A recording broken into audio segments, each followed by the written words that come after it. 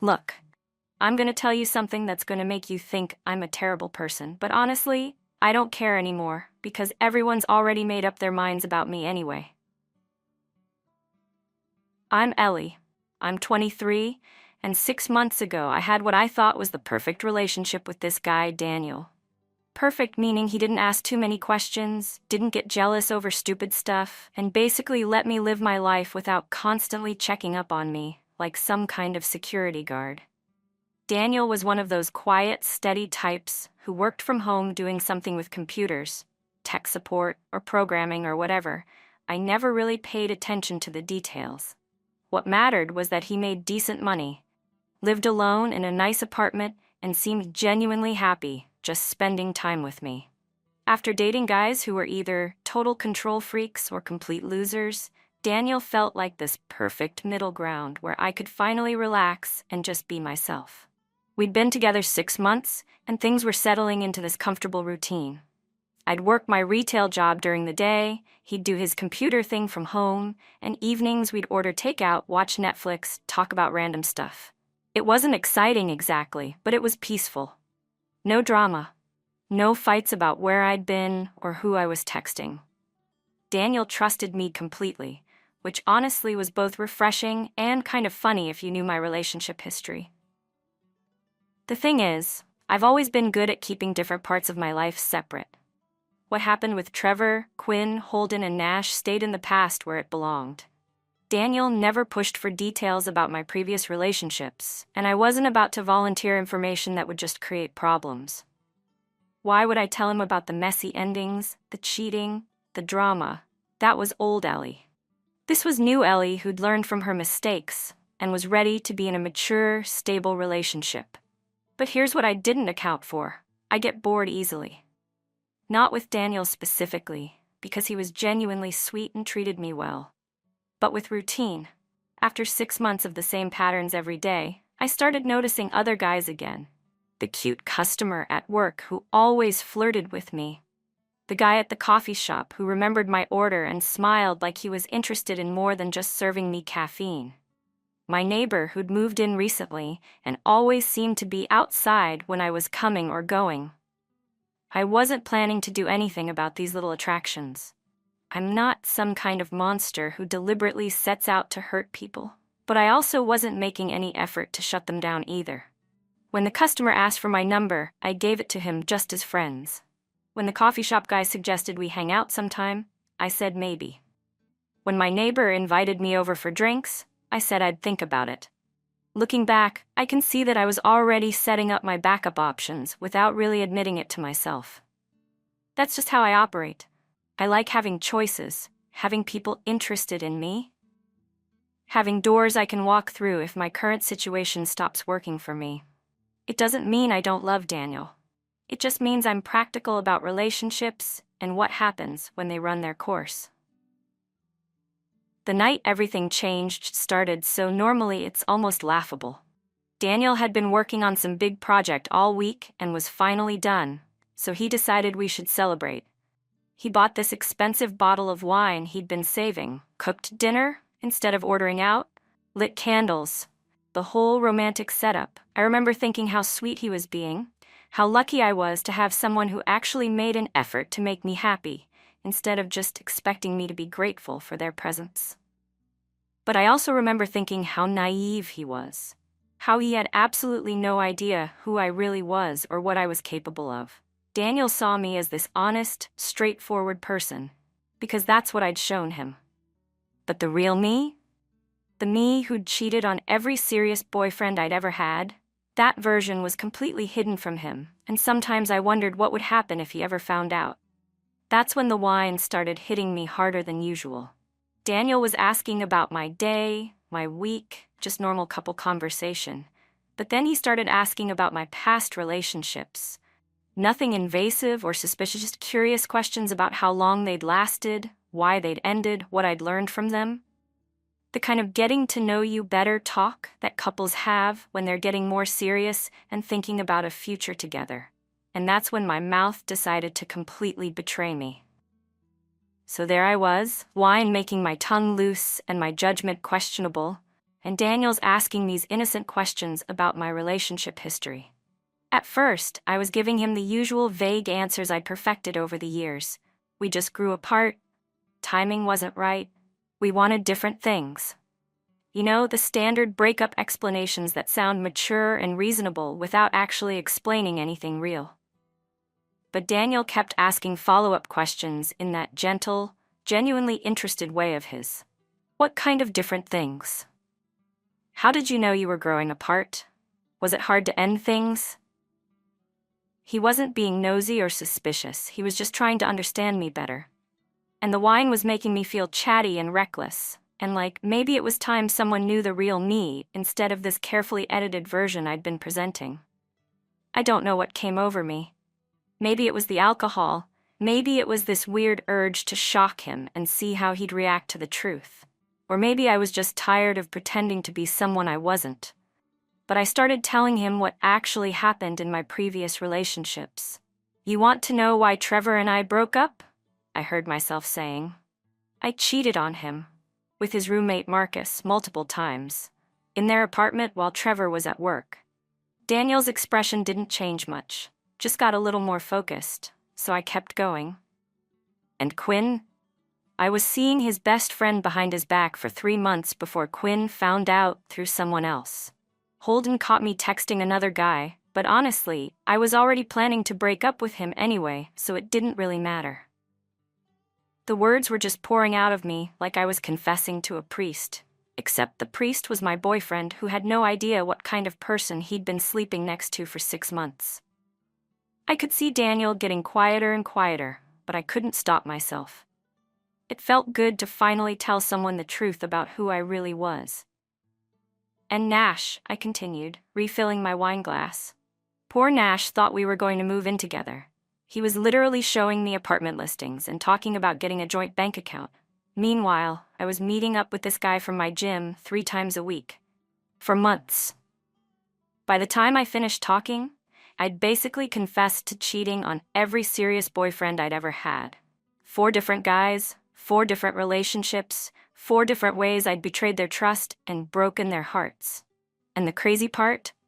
I didn't feel guilty telling Daniel. I felt relieved. Like finally someone knew who I really was, instead of this fake nice girl version I'd been performing for him. Daniel just sat there for the longest time, not saying anything. The silence stretched out until it became uncomfortable, and I started wondering if maybe I'd made a huge mistake. Then he asked the question I should have seen coming, but somehow hadn't prepared for.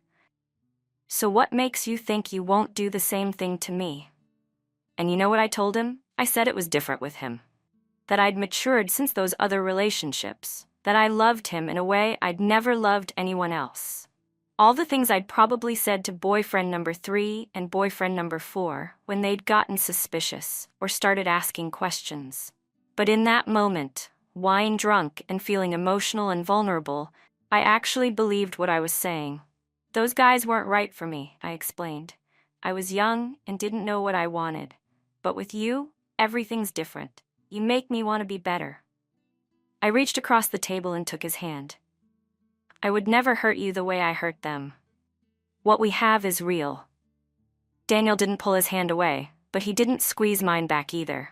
He just looked at me with this expression I couldn't read, not angry exactly, but not reassured either. Have you ever thought about why you cheated on all of them? He asked quietly. I hadn't, actually. I'd always just chalked it up to being with the wrong people or being too young to know better.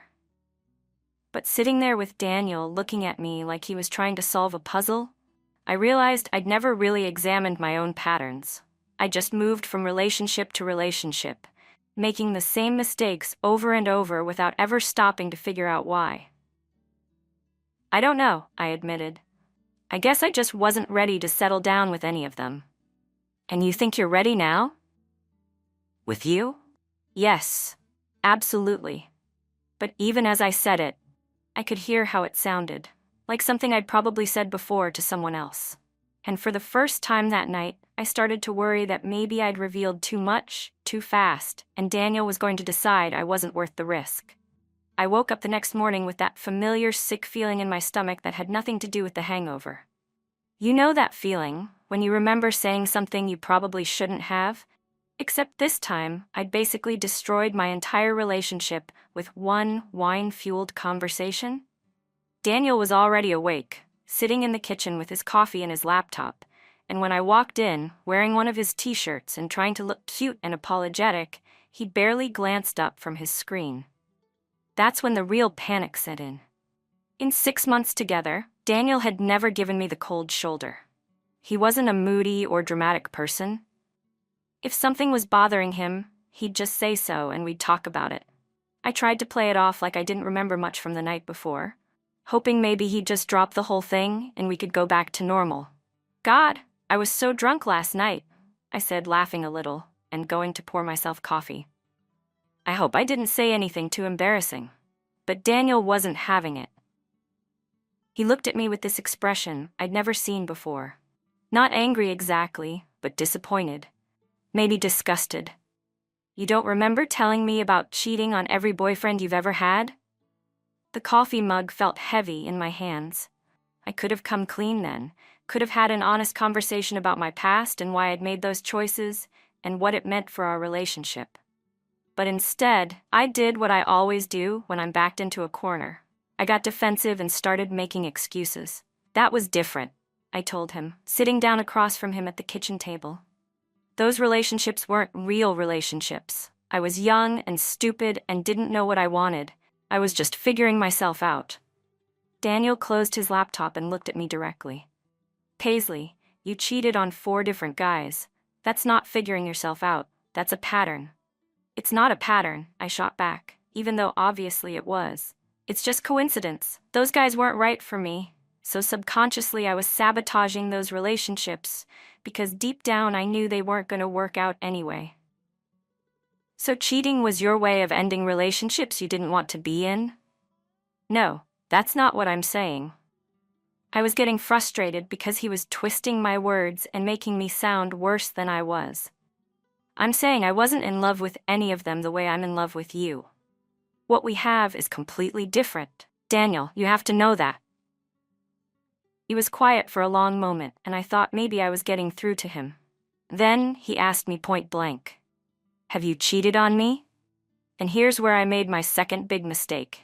Instead of just saying no and leaving it at that, I got offended that he'd even ask. "I can't believe you would even think that," I said, my voice getting higher and more indignant. "After everything we've been through together? After all the ways I've shown you that I love you?" I was turning it around on him, making him the bad guy for being suspicious after I'd literally just confessed to being a serial cheater. But that's what I do when I'm cornered. I make people question their own perfectly reasonable reactions to my unreasonable behavior. "I'm not accusing you of anything," Daniel said carefully. "I'm just trying to understand how someone who's cheated on every person they've ever dated suddenly stops doing that." "Because I grew up," I snapped. "Because I learned from my mistakes. Because I found someone worth being faithful to." I reached across the table to touch his hand, but he pulled away.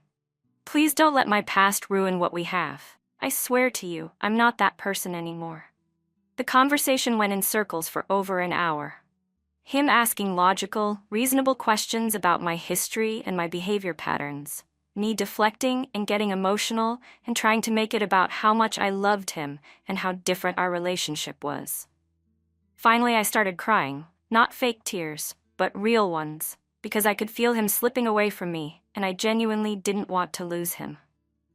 "Please," I begged him, "don't let something that happened before I even met you destroy what we have. I've never felt about anyone the way I feel about you. Doesn't that count for something?" By the end of the conversation, I thought I'd convinced him to give me a chance. He said he needed some time to think, which I took as a victory. Time meant he wasn't breaking up with me immediately. Time meant I could work on him, show him how much I'd changed, prove that I was worth taking a risk on. What I didn't realize was that Daniel had already made up his mind about what he was going to do. He was just trying to figure out the least dramatic way to end things without turning it into a huge scene. But I was too focused on damage control to see that I'd already lost him. The next few days were absolutely torture. Daniel didn't break up with me, but he might as well have. He'd respond to my texts with one-word answers, if he responded at all. When I'd try to bring up our conversation from that night, he'd just say he was still processing everything, and change the subject to something neutral like work or what we wanted for dinner. I tried everything I could think of to get his attention back and remind him why we were good together. I cooked his favorite meals, suggested we go out and do fun things we used to enjoy, even bought new lingerie, thinking maybe if I could reconnect with him physically, the emotional distance would follow. But it was like trying to connect with a stranger. He was physically there, but emotionally he'd completely checked out.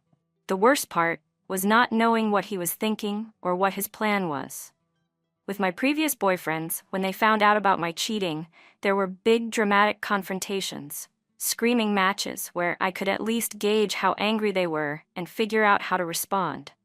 But Daniel's silence was driving me absolutely crazy because I had no idea how to fix something when I didn't know exactly what was broken. I started getting paranoid that he was talking to other people about what I'd told him. Every time I caught him on his phone, I'd immediately assume he was texting someone about what a horrible person I was. When he'd leave for work meetings, I'd wonder if he was actually meeting someone else, getting advice on how to dump me without looking like the bad guy. After a week of this weird limbo, I decided to take control of the situation instead of just waiting around for him to make a decision. I planned this whole romantic evening. Candles, his favorite takeout from that Thai place he loved, a heartfelt speech about how sorry I was for keeping secrets and how much our relationship meant to me. I was going to lay everything on the table and make him understand that what we had was worth fighting for. But when I started my carefully rehearsed speech about love and forgiveness and second chances, Daniel just looked at me with this tired expression and said, "Ellie, stop. I need you to understand that I love you more than I've ever loved anyone," I continued, ignoring him because I was determined to get through my whole speech. "What I did in the past has nothing to do with us. I would never hurt you the way I hurt them because you mean everything to me." "Stop," he said again, louder this time. "Just stop talking." That's when I knew I was losing him. And instead of accepting it gracefully or trying to have an actual conversation about our relationship, I did what I always do when I'm desperate. I started making promises I had no intention of keeping and subtle threats designed to manipulate him into staying. "If you leave me over something that happened before I even met you, you're going to regret it," I told him. "You'll never find someone who loves you the way I do. Most girls would have just lied to you about their past, but I was honest because I trusted you to understand." Daniel didn't respond to my manipulation attempt. He didn't argue with me or try to reason with me or get drawn into the drama I was trying to create. He just stood up calmly, walked to the bedroom, and started putting clothes into a bag. Not dramatically or angrily, just methodically, like he was packing for a business trip. "What are you doing?" I asked, following him and watching him fold t-shirts and jeans like this was completely normal. "I'm leaving," he said without looking at me. "Where are you going? For how long?" "I don't know yet. I just need to not be here right now." I tried every manipulation tactic I could think of in the next 10 minutes. I cried, I yelled, I tried to physically block him from leaving the apartment. I promised to go to therapy, to change everything about myself, to do whatever he wanted if he'd just stay and work things out with me. But nothing worked. He just kept packing like I wasn't even there, having a complete breakdown right next to him. The last thing he said to me before walking out the door was, "I'll come back for the rest of my stuff this weekend when you're not here." And then he was gone. No final fight, no dramatic declaration about how I'd broken his heart or ruined everything. Just gone, like our 6-month relationship had meant absolutely nothing to him. I called him probably 50 times that first night. Every single call went straight to voicemail. I texted him long paragraphs explaining myself, apologizing, begging him to just talk to me so we could figure this out like adults. Nothing. It was like he'd vanished from the face of the earth. The next few days were a blur of me trying to find him and figure out where he'd gone. I drove by his office building, called mutual friends, Even showed up at the coffee shop near his work thinking maybe he'd be there. But it was like he'd planned this whole disappearing act. His social media went completely quiet. His friends claimed they didn't know where he was, and I had no way to reach him. That's when the anger started setting in. Who was he to just cut me off completely without even trying to work things out? After 6 months together, after everything we'd shared, didn't I deserve better than being ghosted like some random hookup he wanted to forget about? I started telling people my side of the story. How Daniel had abandoned me over something that happened in my past. How he'd refused to even discuss our problems like mature adults. I made myself the victim in every conversation, talking about how I'd been honest with him about my mistakes, and he'd punished me for my honesty. And honestly, the more I told the story, the more I started believing it myself. 3 weeks after Daniel walked out, I was still telling anyone who'd listen what a coward he was for leaving me instead of trying to work through our problems together. I'd convinced myself that I was better off without someone who couldn't handle dating a real person with a real past, instead of some perfect fantasy girlfriend who'd never made any mistakes. But then I started hearing things. Little comments from mutual friends about how Daniel seemed so much happier lately and how he was really focusing on himself and his career. It annoyed me because obviously he was just putting on a show to make it seem like he was fine without me, but I figured eventually the truth would come out and people would see that he was just as miserable as I was. Then Sarah, one of our mutual friends from his work, mentioned something during coffee that made my stomach drop. "Oh, Daniel's seeing someone new," she said casually, like she was talking about the weather. "She seems really sweet. I think they met through work." I tried to play it cool and not let her see how much that information bothered me. "That's fast," I said, stirring my latte and trying to sound mildly interested instead of completely devastated. "I don't know," Sarah shrugged. "He said they'd been friends for a while and she helped him through some stuff recently. Sometimes the best relationships grow out of friendships, you know?" That's when it hit me. While I'd been desperately trying to contact him and figure out where he'd gone, Daniel had been confiding in another woman. Some coworker who'd swooped in to comfort him during our rough patch and probably turned him against me even more than he already was. I felt sick thinking about him sharing intimate details about our relationship with some random girl who'd probably been waiting for her chance to steal him away from me. But the real punch to the gut came 2 months later when I saw them together at this restaurant downtown. I was there on a date with some guy I'd met through a dating app. Partly because I was lonely, and partly because I wanted to prove to myself that I could move on too and didn't need Daniel anyway. I spotted them at a corner table, and my first instinct was to leave immediately. But I couldn't stop staring at them. Daniel looked completely relaxed and happy in a way I'd maybe seen twice in our entire relationship. The girl was petite and brunette, nothing like me, and she was laughing at something he'd said while he smiled at her like she was the most fascinating person in the world. They were holding hands across the table like teenagers, completely absorbed in each other and their conversation. I watched them for probably 20 minutes, barely paying attention to my own date, and the whole time I kept waiting for Daniel to look uncomfortable or distracted or like he was thinking about me. But he never did. He looked like a man who'd found exactly what he wanted and was perfectly content. I spent the rest of my date distracted and angry, stealing glances at their table and feeling this rage build up inside me. This was supposed to be temporary. Daniel was supposed to realize he'd made a mistake and come back to me once he'd had time to think clearly. But watching him with her, seeing how genuinely happy he looked, I could tell this wasn't some rebound relationship he was using to get over me. This was something real. 6 months later, I heard through the grapevine that they'd moved in together.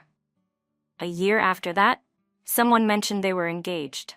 Meanwhile, I'd gone through 3 more relationships, each one ending the same way mine always did, with me getting bored and them eventually catching me with someone else.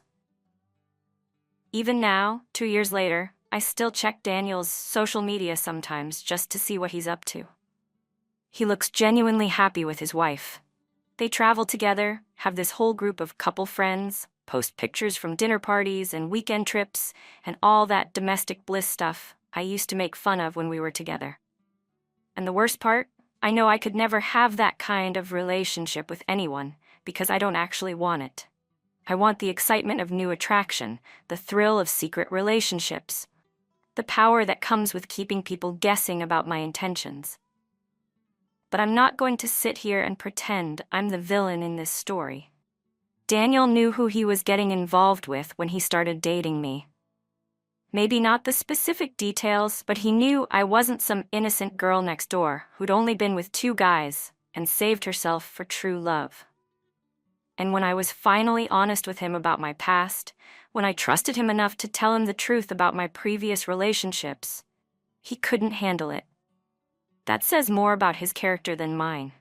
Some people just can't handle being with someone who's lived a real life instead of some fairy tale fantasy. Daniel wanted someone safe and predictable and boring, someone who would never challenge him or make him question anything about himself. When he realized I was more complicated than that, he ran away instead of trying to understand me or work through our problems together. So yeah, maybe I have a pattern of cheating in relationships, but at least I'm honest about who I am, instead of pretending to be someone I'm not. At least I don't abandon people the second things get difficult or complicated. Daniel got scared of my past and decided I wasn't worth the risk, and that's his loss, not mine. I'm done trying to be someone else's idea of the perfect girlfriend. If that means I'll never have the white picket fence and joint bank account lifestyle that Daniel apparently wanted, then so be it. I'd rather be alone and authentic than fake and coupled up with someone who can't handle the real me.